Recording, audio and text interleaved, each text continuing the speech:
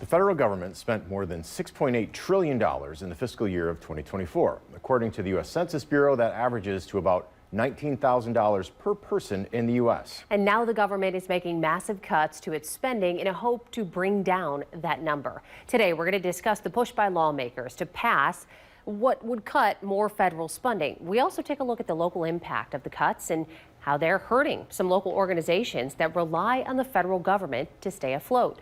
Plus, what's happening at the state level to secure spending for organizations right here in Ohio. Federal funding cuts is the big story today. Senate Republicans passed a sweeping budget plan over the weekend that would advance President Donald Trump's agenda. But it differs significantly from the House Republican budget plan. Washington correspondent Stetson Miller explains what's next in that process. Congress is now closer to making some of President Trump's biggest priorities a reality after the Senate vote over the weekend, but conservative backlash in the House may derail it. The Senate took a big step early Saturday toward accomplishing parts of President Trump's agenda after passing a budget blueprint. It would cut some federal spending, extend the Trump tax cuts, and increase funding for border security and defense. The measure now moves to the House, which needs to pass an identical budget resolution to avoid a Democratic filibuster. And that may be difficult. Within hours of the Senate's action, several conservative House members took to social media saying they would vote no, claiming that the plan is on a path to failure with not enough spending cuts. Yet some members, like Kentucky Congressman Brett Guthrie, say the Senate likely kept the bar low on spending cuts just to initially get the bill through. A lot of people in the House have said it wasn't a serious offer. I think the Senate just tries to meet low hurdles, just so when the bill gets over there, it doesn't get tripped up in there. It's a procedural thing in the Senate. Despite the doubts about the bill, it appears that House Speaker Mike Johnson will try to rally enough members this week to get the budget framework through Congress. He's likely facing a lot of pressure from the president, who posted about the plan on Truth Social Monday evening, saying the House must pass the budget resolution quickly. In Washington, I'm Stetson Miller. Meanwhile, Elon Musk and the Department of Government Efficiency want to cut $1 trillion in federal spending by the end of the fiscal year in September. Now, they're doing that by canceling contracts, ending leases, and pushing federal agencies to reduce their workforces or make cuts to their agency's spending. According to the DOGE website, the department has cut $150 billion in federal spending. However, departments and agencies who are experiencing the cuts by DOGE are now struggling to stay afloat. In turn, the cuts are affecting the funding of local businesses and organizations as well. Some of the cuts at the federal level have already impacted organizations right here. And that includes the Wood County Museum. 13 Action News reporter Lisa Guyton went to Bowling Green today. She joins us live with that story. Lisa? Tina and Tony, the Wood County Museum has a major World War II exhibit opening later this month. Museum leaders say a grant they were counting on to help cover some of the cost of that exhibit will not be coming through. Museum leaders say they were awarded a $20,000 grant from the Ohio Humanities Council last fall. Ohio Humanities receives federal money through the National Endowment for the Humanities. According to the Wood County Museum director, they learned early this year that the grant was being cut to $16,000 because of uncertainty surrounding the budget in Washington. And then, earlier this month, the grant was put on hold altogether. DOGE cut the National Endowment for the Humanities, which their budget controls a good chunk of Ohio Humanities budget and their grant funding, which then affected our grant. So the national level trickles all the way down and affects us here in Northwest Ohio at the local level.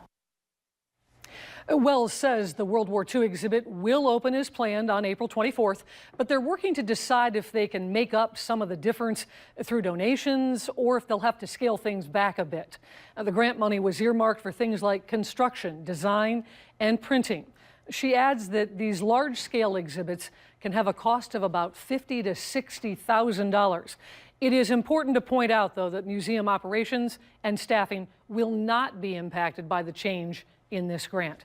We'll share much more of our conversation coming up tonight at 5:30. Tony? Lisa Guyton reporting live for us this afternoon. In Michigan, cuts to museum and library services is putting some libraries and museums at risk of closing. Mars Anderson has those details. According to the Institute's website, state libraries and museums received over $8 million in 2024, including Michigan State University helping with policy, research, and innovation, like helping those with impairments. Helping us with our scientific collections. Those collections help produce approximately 150 scholarly articles every year. The other project we're working on largely has to do with how we leverage technology. So if you were in a gallery and you couldn't necessarily see something, perhaps that stuff would get delivered through audio content, explaining what you're seeing. Museum Director Devon Ackman says it's yet to be seen how the museum will be impacted by cuts.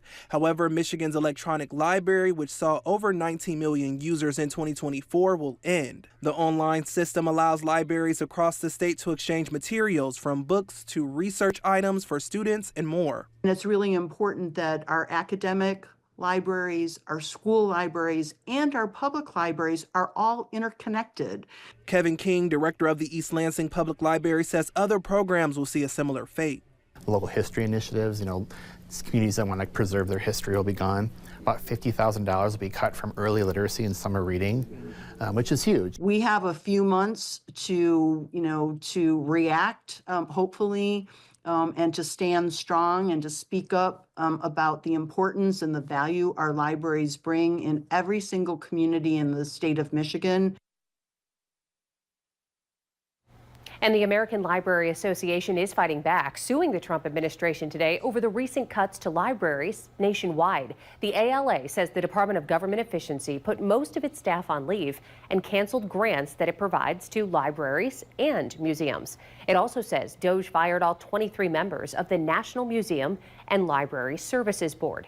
The ALA's complaint says the actions are unlawful. So it's now asking a judge for a preliminary injunction to force the Trump administration to reverse those actions. Ohio libraries are also fighting funding cuts on the state level as well as the federal level.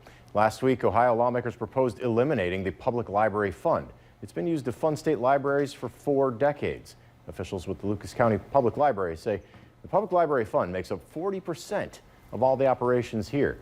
The remaining 60% is paid through taxpayer dollars. However, that's all changing now. After tens of thousands of Ohioans voiced their concerns about losing their libraries, lawmakers decided to reinstate the Ohio Public Library Fund into the budget today. The House Finance Committee amended the budget to also allocate $490 million in library funds for fiscal year 26 and $500 million for fiscal year 27. Still, that's $90 million less than Governor Mike DeWine initially wanted for libraries. The Ohio Library Council said in a statement today, quote, "This gap is concerning as it directly impacts the ability of libraries to continue providing essential services that benefit all Ohioans." The group adds that they will remain committed to working with lawmakers and the Ohio Senate to ensure libraries receive the full support they need. And of course, we're on your side, keeping an eye on the House budget as it makes its way through the Senate. A final compromise version must get the governor's signature by the end of June. You can stay informed on any changes that are made by downloading the 13 Action News app.